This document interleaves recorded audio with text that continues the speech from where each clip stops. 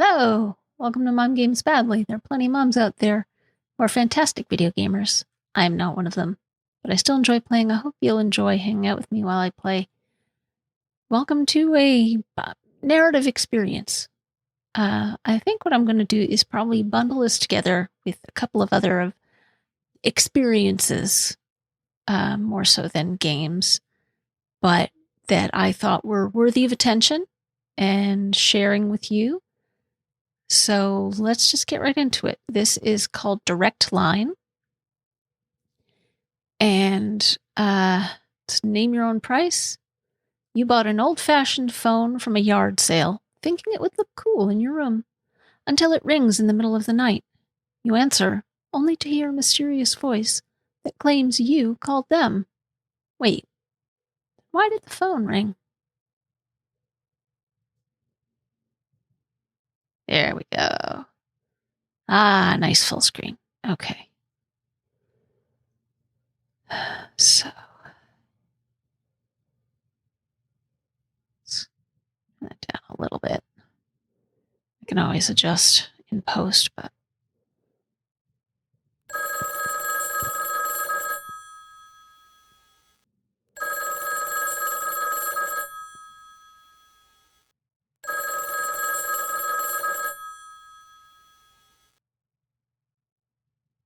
Oh, I gotta move me.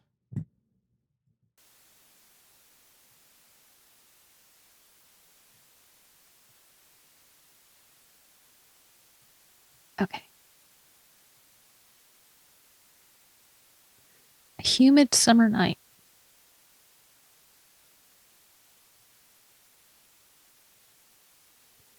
The heat is as oppressive as the darkness, muting every corner of your room. You hear the ring, but you don't remember picking up the bright red receiver, only listening to the dead air on the other end of the line. The shiny. All play and no work makes Shelley a mad girl.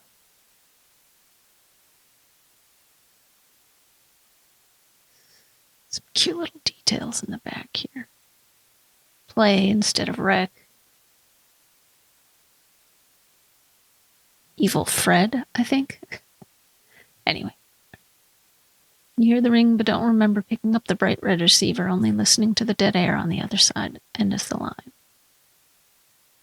That's 3, 4, 5, 6, 7, 8, 9, 10, 11, 12. That's too many holes.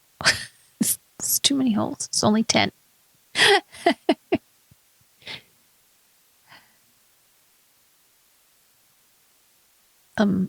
Hello? Who's this? I don't know. It's 3 a.m.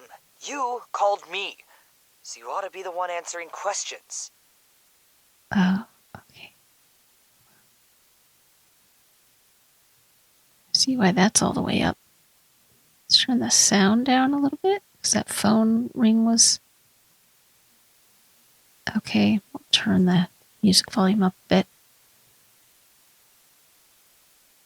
You sound weird. Drop the act, Jordan. Jordan? Oh, great. Rosario? No, it's fucking Pinhead. Of course, it's me. Did Sammy put you up to this? Jordan? Oh, am I Jordan ? Sammy's not here. You two are the ones always hanging out, remember?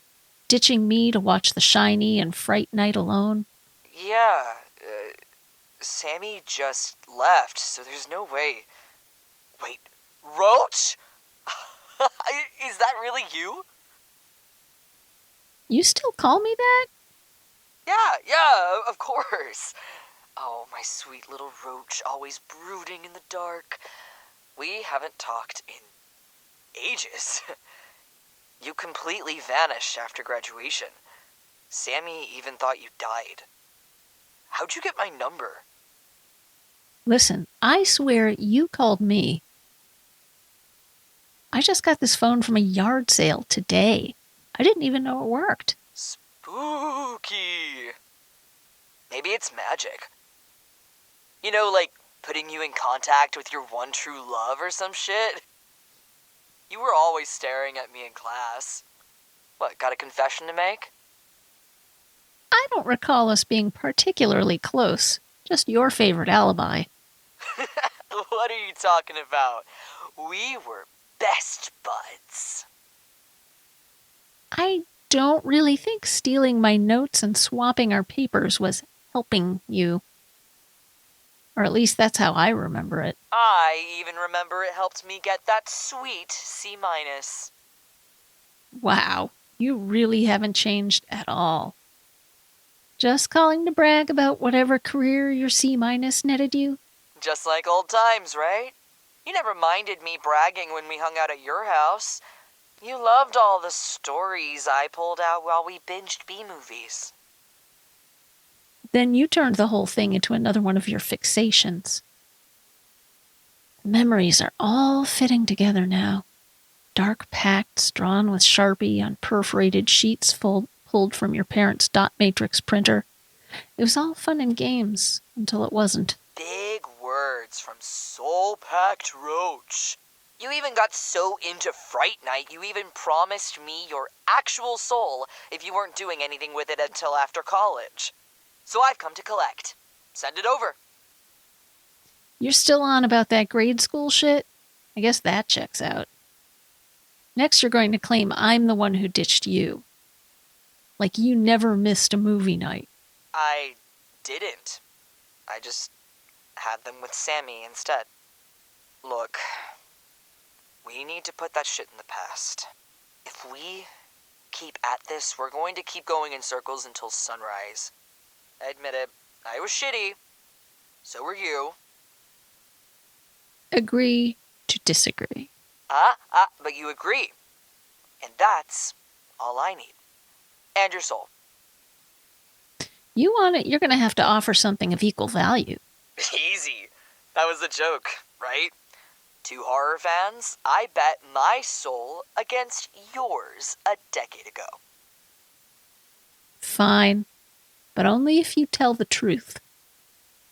Why do you and Sammy still hide your late-night movie dates from Jordan? You knew about that. How? Oh. Oh, okay, I get it now. Jordan put you up to this. That's how you got my number. Look, nothing happened. Sammy chose Jordan. That's all there is to it. Swear on your soul? Yeah, whatever, I swear. I don't even think of Sammy like that anymore.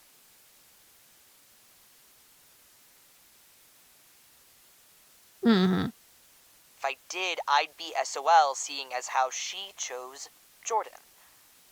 It's all above board. I'm out.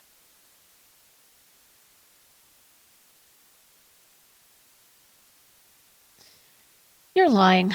You still carry a torch. Why else would Sammy be at your place until 3 a.m. without Jordan? So what? We hung out tonight. That's not a fucking crime. At least I took my shot instead of just lurking in the shadows like a creeper watching me as if I didn't notice. It was fun until you weren't, and that's all it was. Okay, now, that was shitty of me. Look, I'm sorry. I know we're both different people now. I ditched you for Sammy, I already admitted it. Let's just bury the machete. The Shiny 2 just dropped. You should come over.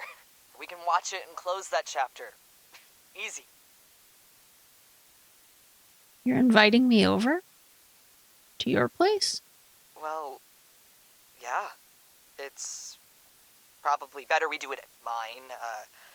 That way we can catch up.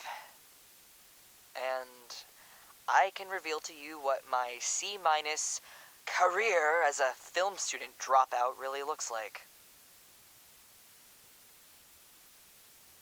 Your limbs are cold and heavy, the dark closing in as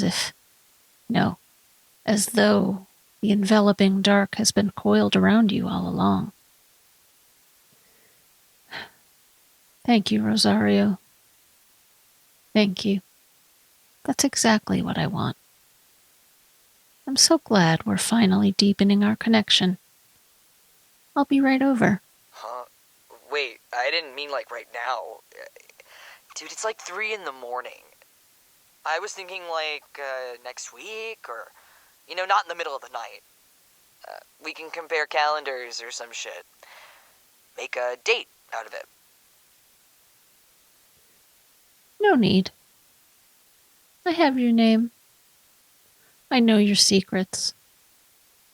And just like your sweet little roach, I'll forever own your soul. Thank you for picking up. Okay, not cool, Roach. You're sounding a little,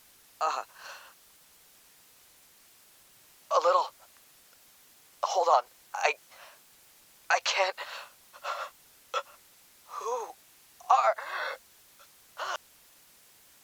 Did I ever say I was Roach?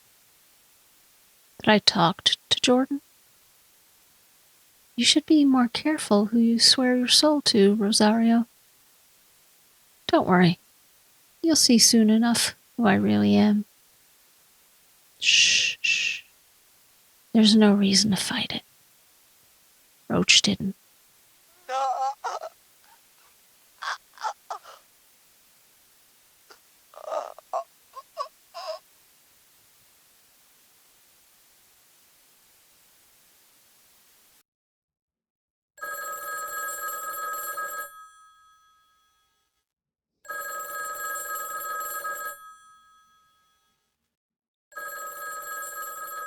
Direct Line, starring Rex Rosario as Rosario.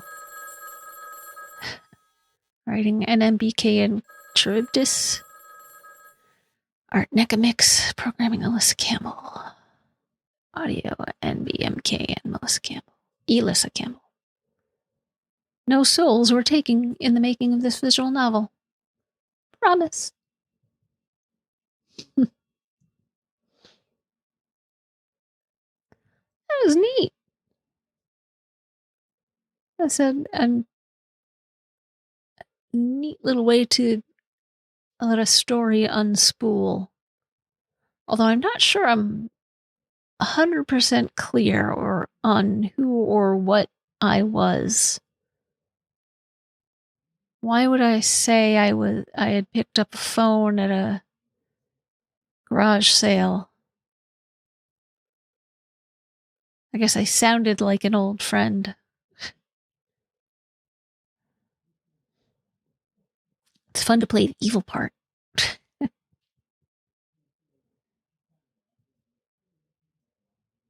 was cool. That was cool. So,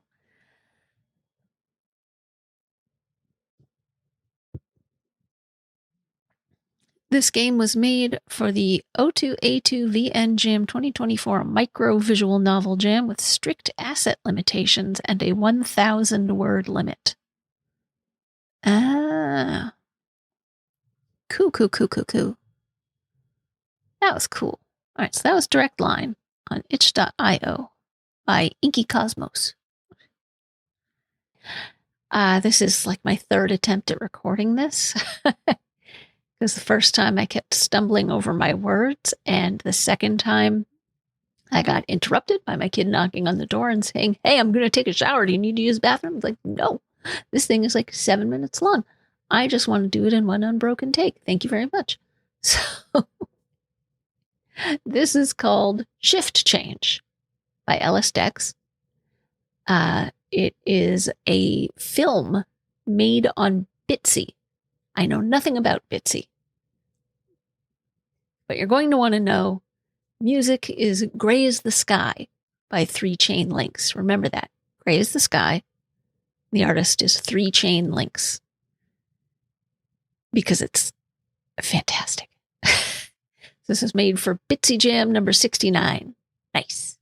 Public domain themed. I studied Metropolis in high school film, so I was legally obligated to make a game about it eventually.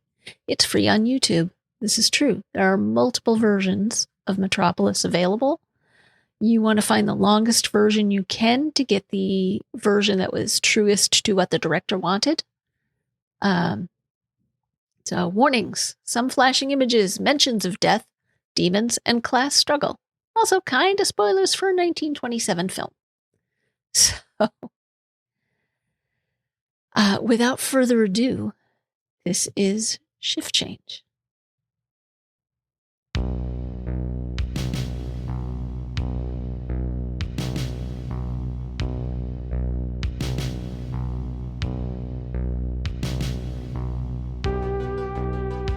It's the same every day.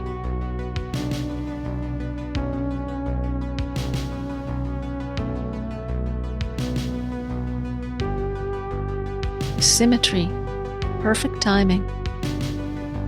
As though we're all performing a synchronized dance.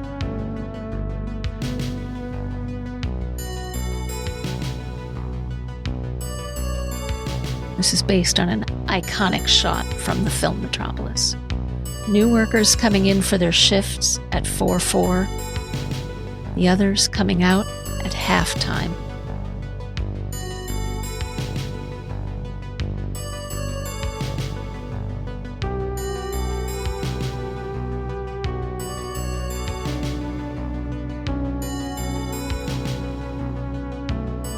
But we all march to the same beat, the one set by this heartless machine.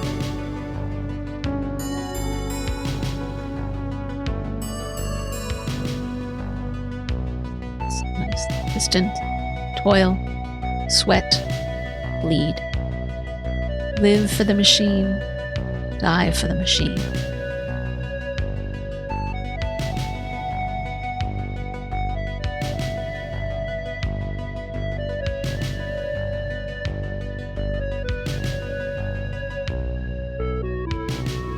Feed your children to the machine.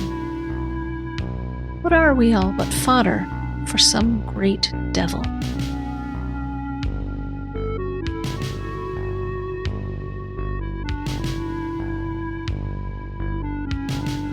Is it any wonder that we forget them when Maria leads us?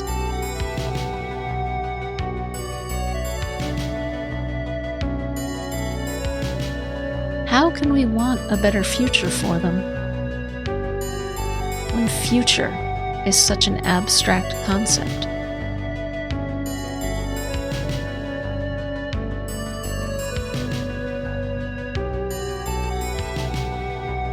Is it any wonder that we are so malleable when Maria leads us?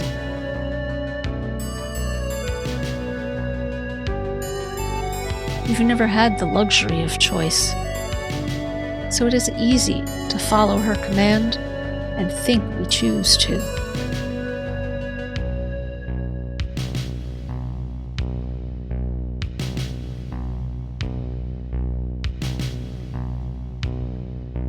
Is it any wonder we burn it all when Maria betrays us? I don't think the face is intentional. Another trick from those better off than us. Nothing has changed from the life we have lived.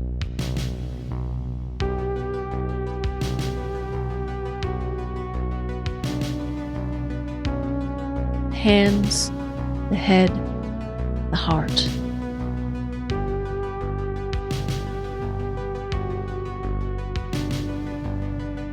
A promise made by someone who has worked a single shift. A promise to negotiate for us.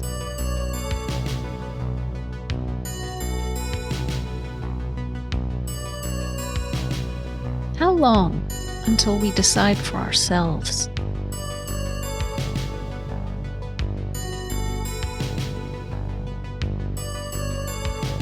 I have a heart too.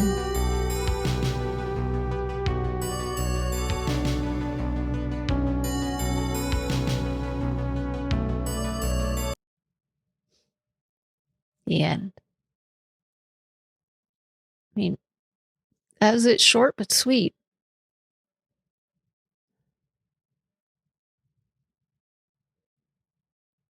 Shift Change by Ellis. It's based on parts of the film Metropolis, which is in public domain, so it's fine that they made this from it. This is amazing. This is amazing. I I mean, particularly if you've seen the film, but it's very evocative. It's made in grayscale at like, I don't know how many bits he's in. Is this 8-bit? Is it 16-bit? But that is stunning. Stunning, stunning, stunning. And once again, the music is Gray as the Sky by 3 Chain Links. If you go to itch and you find Shift Change on itch.io, there are links directly to Bandcamp and to the film on YouTube. I want to see what else Ellis Dex has made. Ellis Devereaux, indie dev, writer, designer, QA, producer, and more. Hey, I'm Ellis, hopeful ghost, agender menace, curiosity machine. I make and enjoy games that are narrative-driven, including interactive fiction, visual novels, etc., science fiction, fantasy, and horror and romance, super queer and often full of messy emotions. Fun little TTRPGs. So there's all sorts of things here on their page. This was fantastic. I just wanted to share it with all of you if you hadn't seen it. And if you want to support them, you can. I believe if I remember rightly, it's free to download. Or perhaps it's pay what you want. I do not remember. I may have gotten it in a bundle, but that was cool. That was cool. I'm babbling. It's so cool. I am babbling. So thank you for making this, Ellis, if you see this. Yeah. This is a little game experience. I'm not sure. This is called A Diner for the End of the World. The developer is K.A. Tan. It is available on itch.io. It is tiny. And I'm going to launch it now. Story-heavy piece of interactive fiction where you run a diner at the end of the world, catering to many versions of yourself.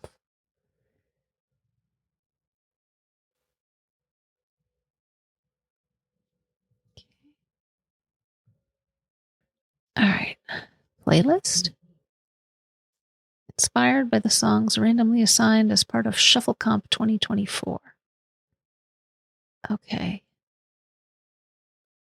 Other various sources of inspiration include, but are not limited to, number 5, Zark in the Umbrella Academy, Ernest Hemingway's A Clean, Well-Lighted Place, Sarah Pinsker's And Then There Were N1, and Stephen Sherrill's The Minotaur Takes a Cigarette Break. Okay.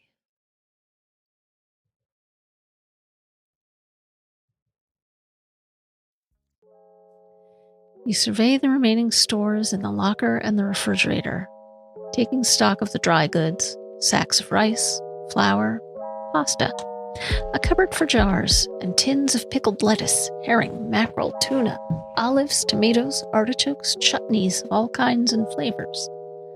A small store of fresh food, mostly vegetables and fruits, game and meats in the freezer, a leg of preserved ham dangling from the ceiling, salvaged from a butcher's right before the end of the world.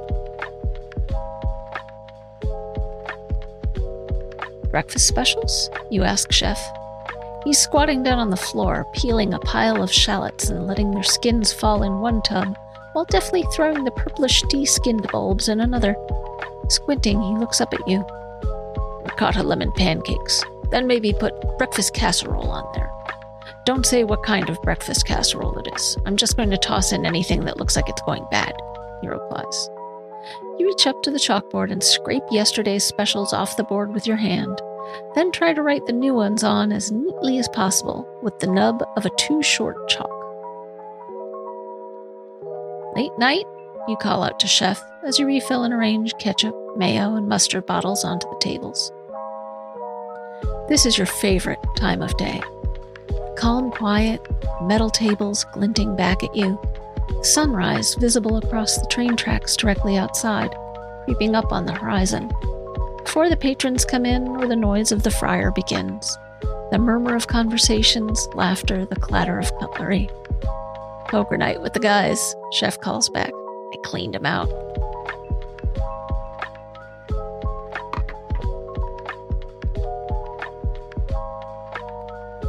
Again? You say. You're going to age like shit if you don't get your beauty sleep. What are you running on, like 3-4 hours? You can hear Chef's eye roll from across the room. That's impossible, he calls back. You're ugly enough for both of us, so at least I'll always have something to aspire to. You're talking pretty big for someone who has the exact same face as me, you shoot back. Chef's head pokes up through the servery window, and he gives you a middle finger. Unfortunately, that's the exact time that Walter decides to show up to work, and upon seeing the offered finger, his face twists into disgust, and you get to see exactly what that emotion looks like on your face. What the hell are you accusing me of now? He says, affronted. You exchange a glance with Chef and burst into laughter. Sound and look on your faces an identical mirror. Your diner is located at the edge of a train station, one of many stops on a giant, sprawling railway network. The only strange part is that each stop represents a parallel universe, one of a million different worlds inhabited by countless different variations and mirrors of yourself. The changes range from subtle and almost unnoticeable to wildly divergent, but one thing you all share is the same turning points in your personal history, the inevitability that your actions will bring you to the same point, the destruction of the world. There are so many other versions of yourself still out there, fighting for their worlds and families.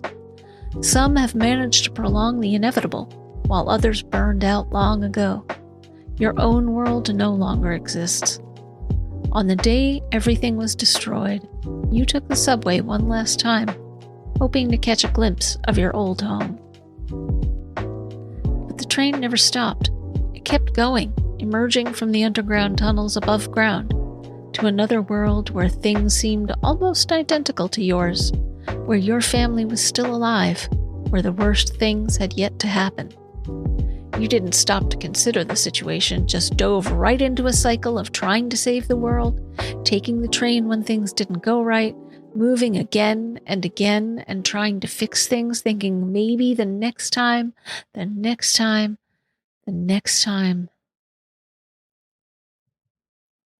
In one of those worlds, you met another version of yourself. First one, after countless cycles of reliving the same events with slight variations. It's no use, he told you. No matter what you do, that's the course fate has set everything on. Not even you can stop the end of the world. The next time you took the train, you didn't get off when it stopped. You just kept going, kept riding it, losing yourself on the different lines, trying to find the end of the road. Finally, you reached a world that had practically been turned into a desert. The train doors opened, and they didn't close again.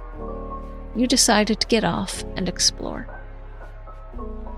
At the very end of the station, there was a diner. A little run down and in need of a good scrubbing, but it made for a good shelter. The train waited for you on the platform, but the signs pointed that it was going back the way you had come. Instead, you decided to stay. You tidied the diner up, got all the dirt and grime off. The place was still pretty well stocked, and miraculously was still hooked up to gas, electricity, and water. At first, you only had to take care of yourself, but then others started to arrive. Other versions of yourself, dropping in at the end of their journeys, or the beginning of it, each just as confused, just as in need of rest. Strangely, the role of a caretaker came pretty easily to you. A place to sit and gather their thoughts, a hot meal, the occasional ear to listen, and then they moved on. Some of them stayed. Chef, waiter. Over the years, you've even amassed a steady group of regulars. It's something to do, something to live for. Speaking of regulars, it's time to open up for the morning crowd. You head to the front door and flip the sign from closed to open. Sure enough, 2 of your most faithful are already waiting outside on separate train benches.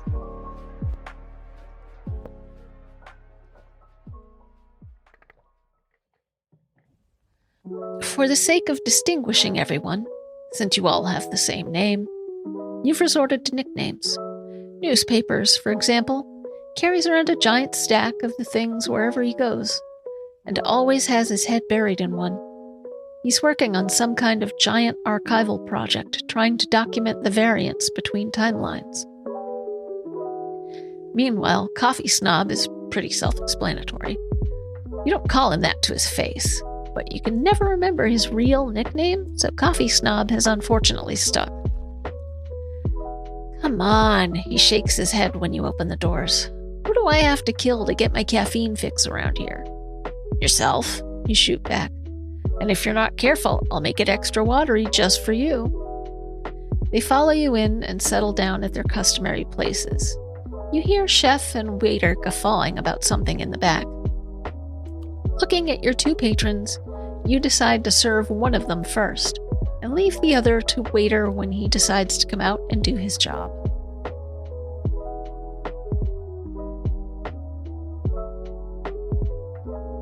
Do we reward Coffee Snob for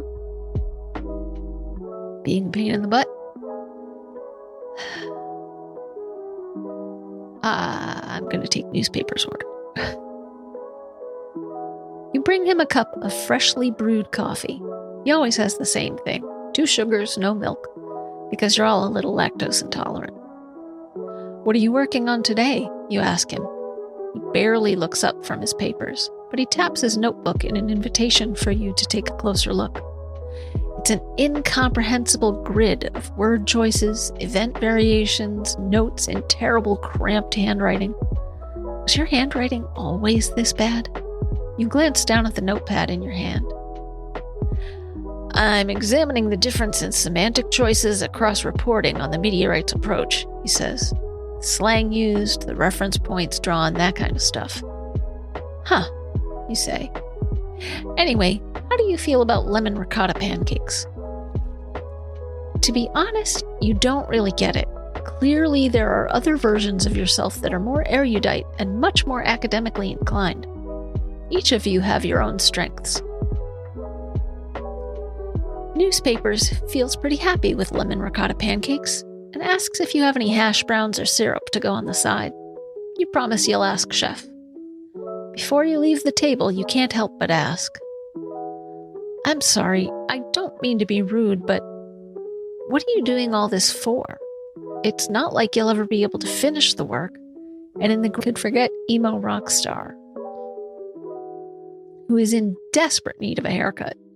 His fringe falls artfully into your eyes. He takes his coffee black.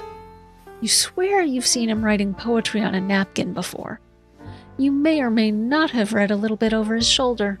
It wasn't good. Still, if it helps him work through whatever you're all going through, then who are you to judge? That's just a snapshot of those passing through. There are countless others, each different in their own ways. Doctor, one of the few of you who has medical training. Horse boy, because he rode a horse over once and now all the guys will never let him forget it.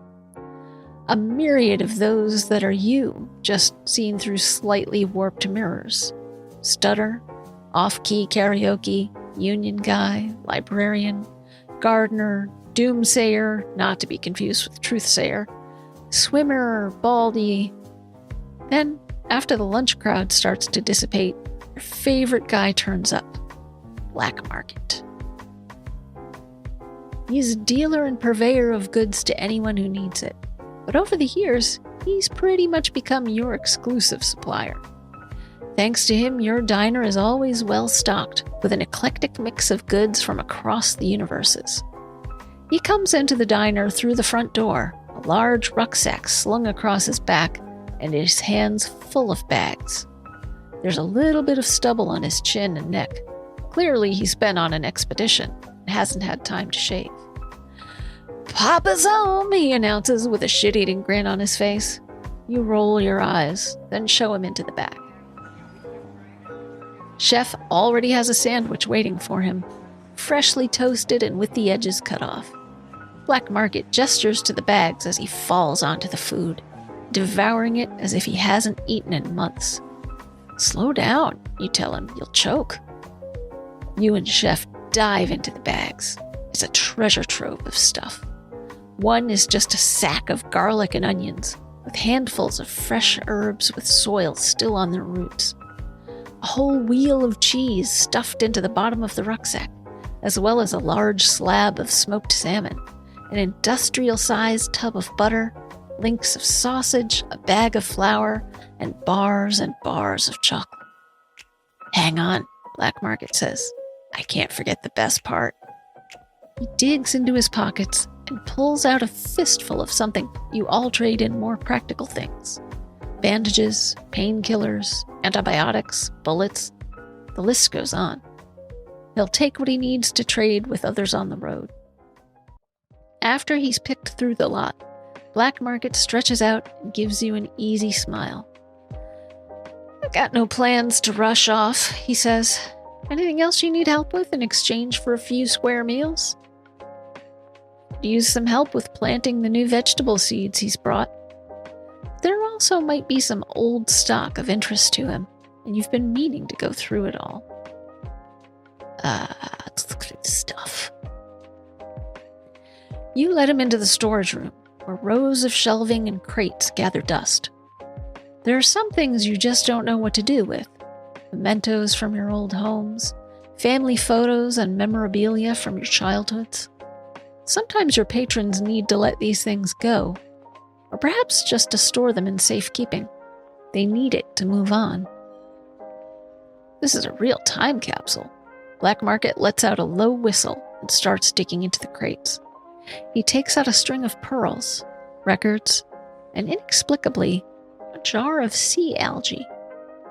Soon you're both sorting through stuff, occasionally stopping to point and show each other something interesting. Black Market crawls into one of the shelves, and at the very back, he finds a dusty bottle of wine. Neither of you are wine drinkers, but hey, the wine even has a cork. Black Market pulls it out with his teeth and spits it onto the floor. You can't be bothered with glasses, so you both take huge gulps directly from the bottle, the dark liquid staining your teeth purple.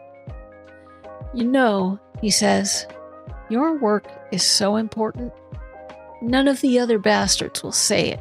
They're all grateful you're doing this. You and the others. I hope you'll keep it going, as a beacon of things not being so shit after all." "When did you get so sentimental?" You nudge his shoulder with yours. He opens his mouth and you think he's about to say something, but instead he just shrugs. "Somebody's got to say it," he shrugs. The sun is setting as you help him pack up his stuff, and Chef has already poked his head around to ask you for help in setting up for dinner. You help Black Market onto a train, and as the doors close, he gives you a two-fingered salute. You watch the train get smaller and smaller in the distance until it is nothing but a plume of smoke. After sundown, you typically get a slightly different crowd. The wounded, bitter, the jaded, the ones who usually stick to the shadows. The doctor walks in and sets up shop in one of the booths, tending to anyone who needs their wounds patched up, no questions asked. There's a TV in the corner brought by one of the patrons, with a DVD player and a growing library of box sets. Today there's a film club gathering to watch Ingmar Bergman's The Seventh Seal. I've never actually seen that. I mean, I haven't seen much of Bergman. I've seen Persona, and that's about it. It was good, but it's requires concentration. Under the cover of dusk, this is where dark things flourish. Lovers meet quietly in booths, other versions seeking oblivion through more illicit substances. You open the bar for business, while waiter and chef work seamlessly, getting food out alongside the drinks ordered. After the great fight of year 5, one of the diner's rules is you have to order food with drinks. You have a couple of people waiting for you at the bar, and you turn to serve them with a smile. Doctor, the film guy, the lover. Let's go with the film guy. I'm in the mood for something dark, he says. I like to match my drinks to the film. You don't recognize this guy. In fact, you don't really recognize any of these guys crowded around the TV. To you, they're all film guy. This guy has let your hair grow long, fringe swooping artfully and framing either side of his face. Does he have gel in there? You're both amazed and aghast at the amount of effort he's probably put into it. Your own hair is too long, but swept up into a tight bun so that no strands escape. Well, let's see what we have, you tell film guy. I can do you a black coffee or a white Russian. I mean, if you've got black coffee, you can do a black Russian. Film guy takes a sip of the pale white liquid and nods. Tastes like desolation, sweet decay, or rot. Nice choice. You nod back with some pride. You might not have watched the film, but you know what people want. He slinks off to rejoin the others, tossing his head back so that his fringe falls artfully yet again. The doctor. Slow day, Doctor comments, swinging his legs on the chair and half watching the TV as he talks to you. What, people too good to get injured now? You joke. Our numbers are dwindling, he shrugs. You look up sharply at him as he casually pops a crispy fry into his mouth. More of us are going to go eventually. Pity the poor bastard who's the last one, after all of us are gone. It doesn't help that you're racing all of us to the finish line, since you're here each day killing your liver. You look pointedly at him. After my life, I think I deserve it, the doctor says. You roll your eyes. What can I get you? Surprise me, the doctor grins. You take a look at your collection of bottles and decide to make a Negroni or a warm tea. Let's make him tea. An unusual choice, doctor acknowledges, but cradles the steaming liquid all the same. I'm not complaining, I guess. We need you to stick around a little longer, you say, faux sternly. And I think the guy waiting for you back in the booth might want steady hands for whatever he's come to you for. Fair enough, doctor says. He picks the tea up and heads back to his booth to attend the nervous-looking version of yourself. The lover. 2 of your sweetest drinks, please, he says. You've been keeping an eye on him and his partner since they first started visiting your diner. They tried to keep things quiet at first, sitting on opposite ends of the table and holding hands under the table. But after realizing that no one at this time of night cared or even bothered what they did, they became more overt, sitting next to each other, whispering and laughing over food and drinks. You actually think it's quite sweet, if it were not still a little strange to see 2 identical versions of yourself sharing a kiss. You've wondered, but can't be bothered to overcomplicate things. If you were really interested, you'd take Slimeball up on one of his many advances, but then again, you're not that desperate to find out. Sure, you reply to the lover. Would you prefer something fruity or more on the chocolate side? Is that a hint of a martini I taste? The lover asks after taking a sip of the drink you hand him. Sweetened with chocolate, you smile. He likes chocolate, the lover says. I gave that to him for our first anniversary. How did you meet, you ask. You've wanted to know for a while, but have never found the right time to ask. I'd fallen into a hole and broken my leg. The lover smiles at the memory. He fished me out, took care of me until I was better. We've been together ever since. It's really sweet, you tell him. I'm happy for you guys. Thanks, he says. His smile is so bright that it's almost blinding. You watch him float off back to his lover. Time to close up. The night winds on, the steady chatter and laughter winding down into a quiet, barely there murmur.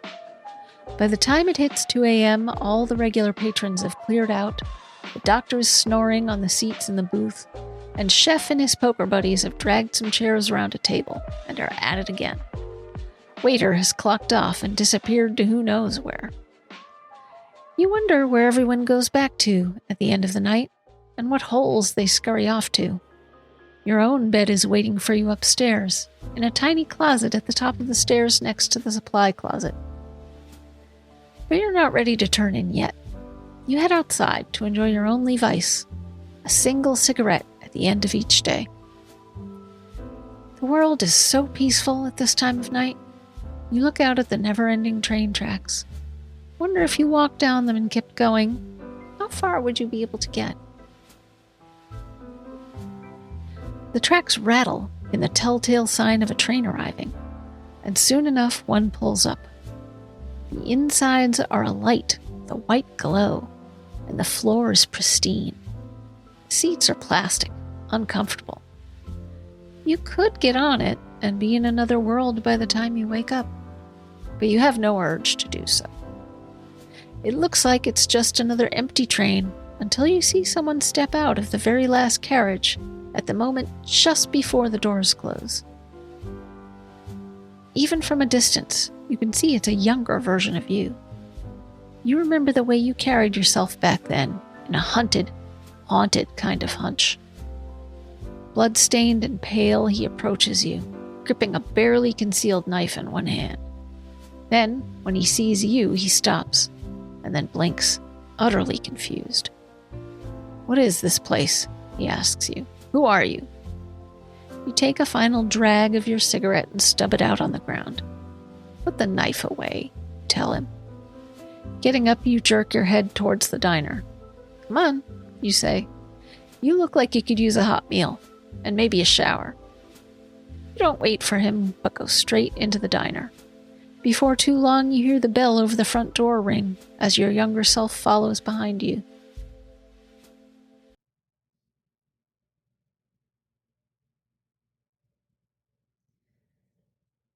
End. All right. And you can restart. I think there's only one variant of choices you can make. So, yeah, that was a diner for the end of the world. I'll have to see how long. Video is about 30 minutes. I'll have to see if I can find maybe some free to use music to lay under it, just so that it's not too flat. I don't know. I feel like some music would not be amiss here. But in any case, thank you for joining me. This was an unusual experience. I really enjoyed the sort of lithograph style, I guess, of the visuals. This was KA10, and yeah, I enjoyed that. That was cool. But I'm losing my voice, so I have to stop for the night. But yeah, it's available on itch.io if you wanted to play it for yourself, or play something else made by KA10. Oh, they've made several things. Okay. Pickles ponders pets, pat a cat, or get chomped. Isn't that always the way? House once envied, a house once cursed. You are an ancient post at the Neo Orchid Pavilion. Dream no more. The vending machine of infinite possibility. Guaranteed to transform your life in any way, shape, or form.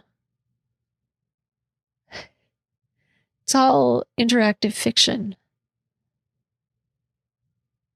And then they have recommendations as well.